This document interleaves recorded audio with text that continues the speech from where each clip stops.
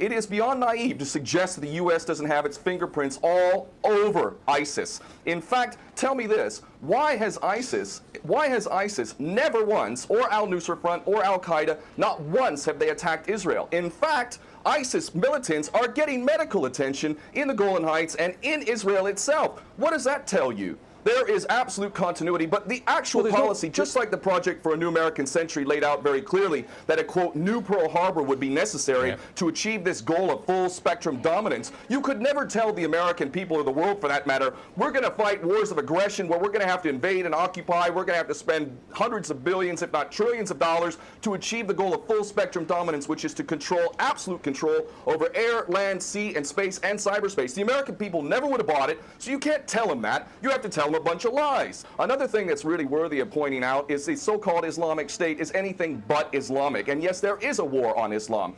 Islam is very understood by many Muslims around the world to be absolutely 100% forbidden for you to forcibly convert somebody to Islam or kill them. This is totally untrue. Back in the medieval times, when there was Muslim empires, it was an absolute understanding and policy amongst the Muslims who were in charge at that time that those who practiced whatever religion were allowed to continue practicing that religion, and they were not even forced to pay taxes into the Muslim empire itself. However, if people wanted to practice that religion, they would not be able to derive the benefits of the tax system and so on and so forth. The bottom line is no Muslim in their right mind would justify going in and literally executing men, women, and children simply because they don't convert to your religion. These people are not Islamic. They are creations of the monster, which is the empire of the United States and all its cohorts in Israel and England in particular. And this monster is purposely created to justify the continuing insanity of the never-ending war policy, which is really the core of America. And that is exactly why I renounce my U.S. citizenship. This madness